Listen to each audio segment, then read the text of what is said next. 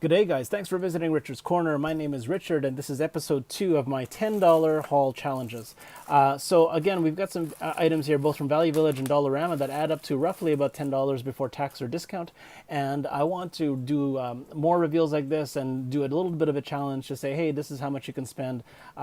How little you can spend or to find some really cool items. So we're going to do another reveal today, and we're going to rip these open, stand them up, and share with you a little bit of information that I found out about everything contained therein.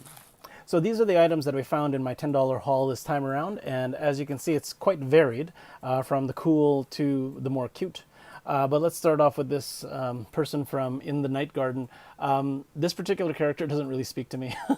In the Night Garden is a show that was picked up by BBC and was released on different channels here on Treehouse in Winnipeg here.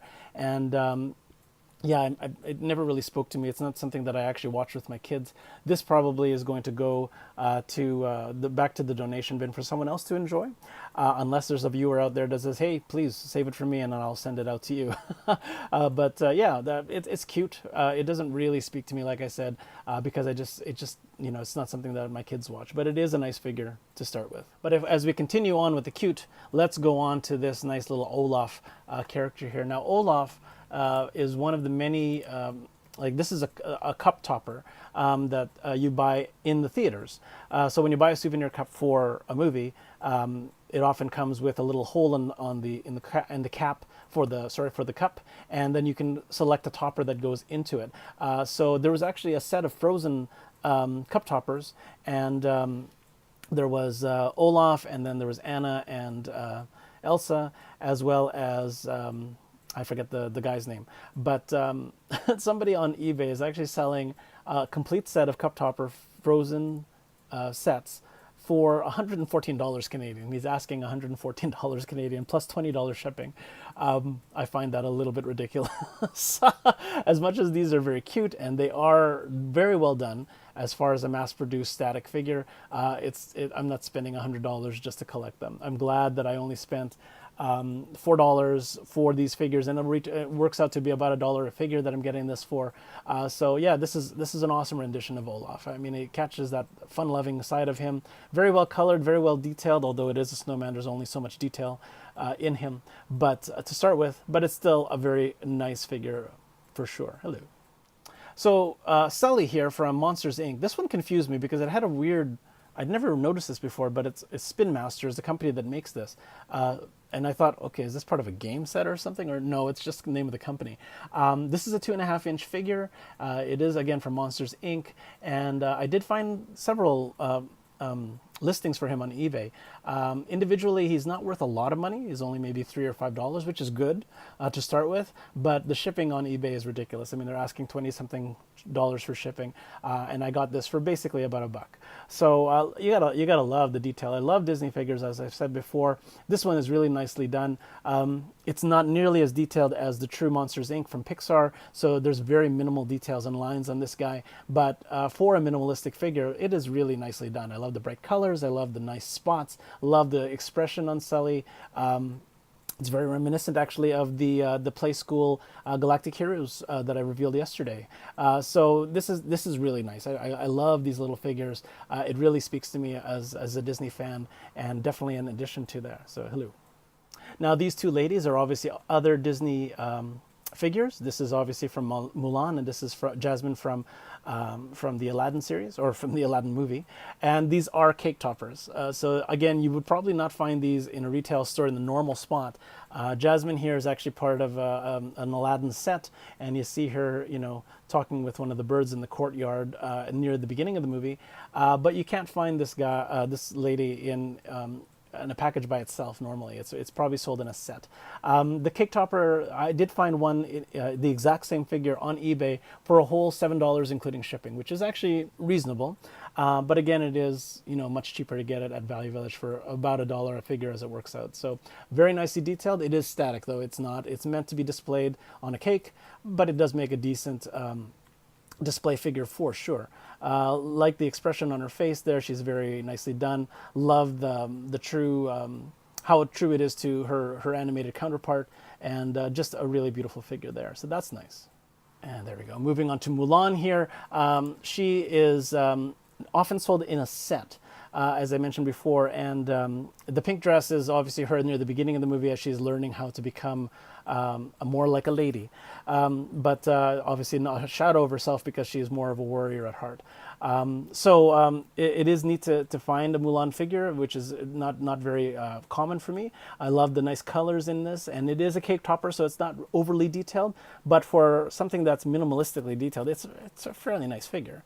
I did find an eBay listing for a complete set of Mulan figures, 4 cake toppers, and it's about a $25 set. That still works out to be much more per figure than I spent today. So a really nice find, I think, and a really good addition to the Disney part of my collection for sure. Now, I've revealed a few of these Transformer collectible figurines in previous videos, and I just wanted to do a reveal like as I normally would, opening it in front of you and sort of seeing what we got today. So here again we have, oh, these are neat. That's kind of cool. I've never seen a card included. If that says that I got a Soundwave Classic, I'm going to be very, very happy. Let's see what I did get. Oh my gosh, it is. I finally found a classic Generation 1 Transformer. I'm hoping it's going to focus. Yes, there it is. Look at that. I love it. Oh, that's awesome. I finally found one. I haven't found a Generation 1 since I found Grimlock, who's been sitting very patiently in the background for another Generation 1 to join him. Actually, it's kind of coincidental that I found Soundwave because this is actually Soundwave as well, just from the Transformers Prime. So you can see the big difference there. Where it's more stylized and more sharp lines, the Generation 1 has the more square lines to it, and also a different color scheme, a different shade, right? Like this one's just a nice solid blue versus the muted gray blue in this one. Both really equally cool figures, but I mean the Generation 1s have been my chases for forever. So I'm really happy to find that from Dollarama. Thank you guys, and really nice to find a nice Generation 1. Sorry, Soundwave from Transformers Prime, you're probably going to be replaced in the background. Oh well. But yeah, this is really awesome. I'm really, really happy about that. The nice red eyes, the nice face mask over top of his mouth, and of course the tape release where he releases his little army of cassette warriors. So nice, awesome find there. So this guy, unfortunately, this will have to be repaired here. The bowstring is obviously broken here, but this is Hawkeye from the Avengers, and ever since he was depicted so well in the Marvel Cinematic Universe, I've been a big fan of Jeremy Renner's rendition of him.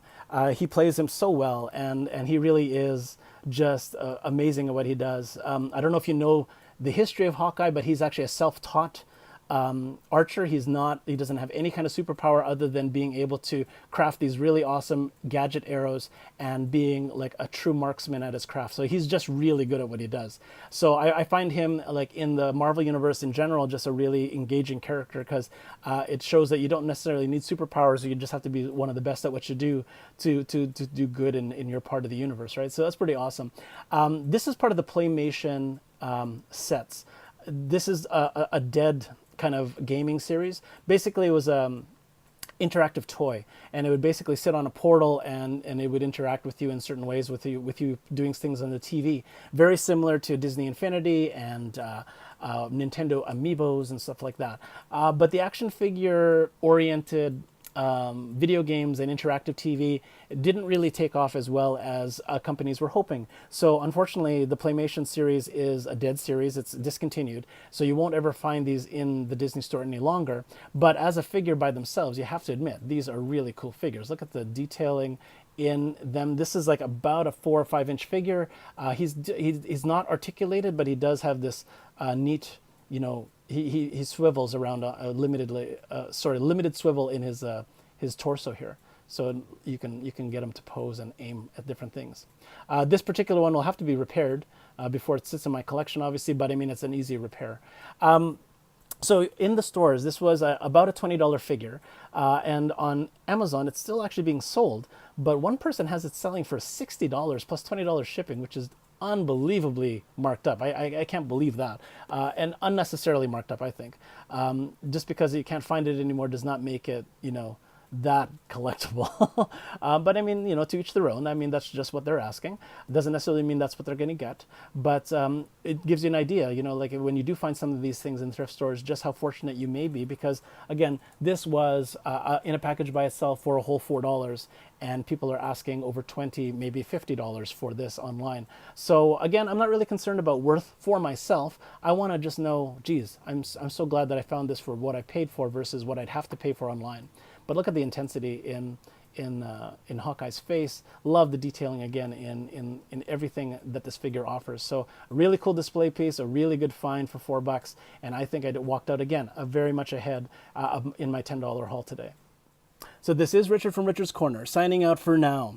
Awesome finds today in this $10 challenge, and I hope that you're inspired also that you don't need to spend a lot to find some really cool items for your own thrifty collection. So please stay tuned for another video. I intend to continue this series for the week, and just maybe if you guys have ideas for new challenges for me, please leave them in the comments below.